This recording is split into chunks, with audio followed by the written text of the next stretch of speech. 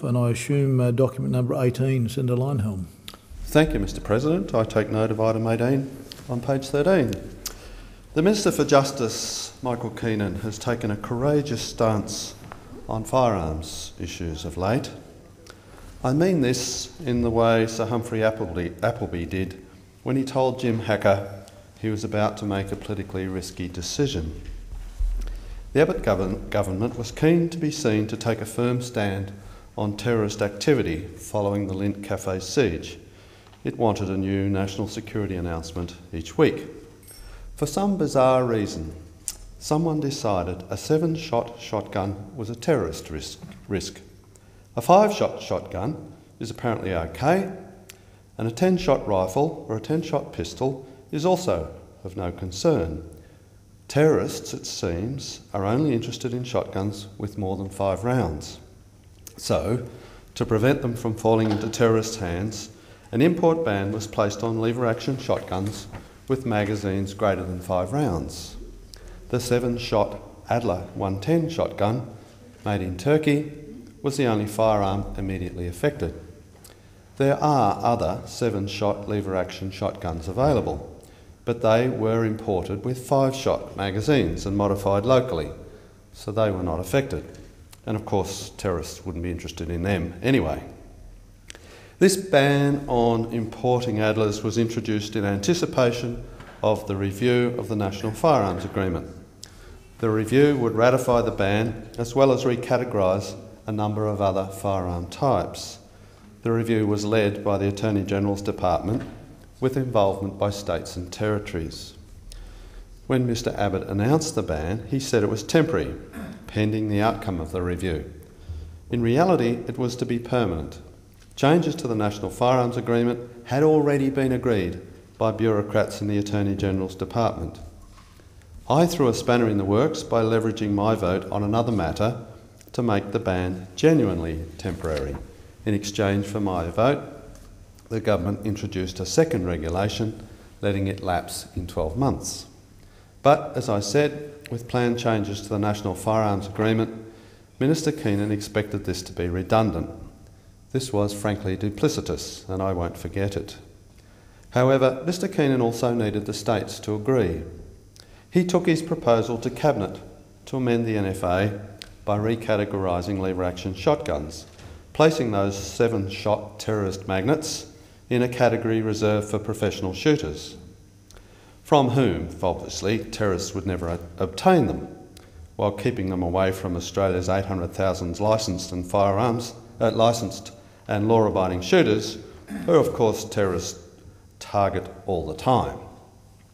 Incidentally, there was no plan to compensate those who found themselves in possession of a newly prohibited firearm, which they were forced to relinquish. Mr Keenan argued that the states were in support of his proposal. Perhaps the low-level bureaucrats who attended the Firearms and Weapons Policy Working Group, convened by the Attorney-General's Department, were on board. More likely, they simply kept silent. In any case, their ministers were not.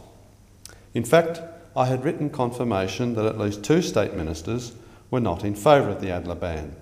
I informed some members of the Cabinet of this. So Cabinet, very sensibly, asked Mr Keenan to seek confirmation from state ministers that they did in fact support his proposal. When I heard about this, I was able to notify shooting organisations and encourage them to contact their state ministers. Of 8 jurisdictions, just 1 letter of support was tendered. Others did not respond or expressed opposition. The New South Wales Police Minister, Troy Grant, bless his heart, openly declared his support for licensed firearm owners and opposition to imposing additional restraints on them in the name of terrorism. They don't come much better than that. What Mr Keenan succeeded in doing was to galvanise hundreds of thousands of licensed shooters into a state of outrage not seen since the backlash over John Howard's gun laws. For the government, this is all pain, but no gain. It also showed how shooters can work towards a common goal, both inside and outside Parliament. Numerous shooting organisations and individuals made their views known to their state ministers, convincing them not to support Keenan's proposal.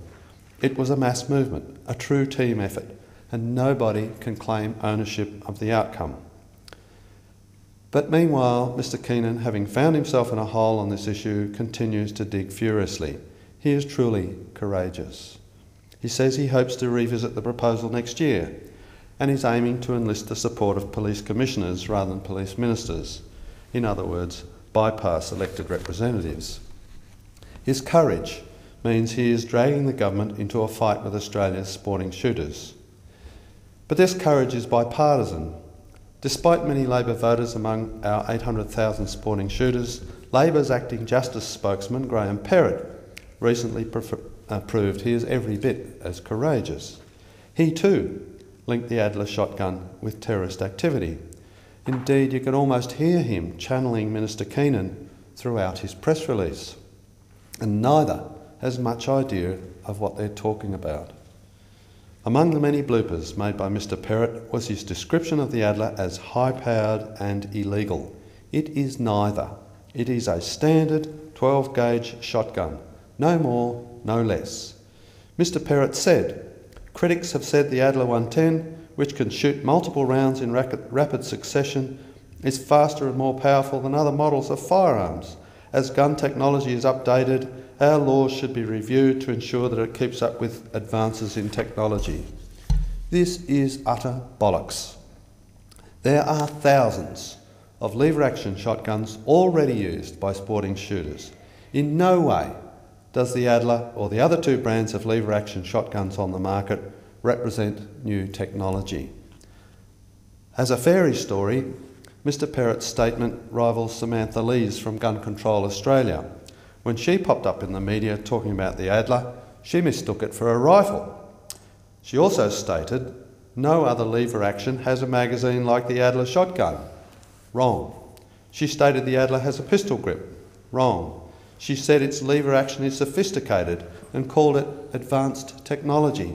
Also quite wrong. The technology is 130 years old. Licensed firearm owners may not agree on much, apart from their interest in shooting, but they will vote the issue.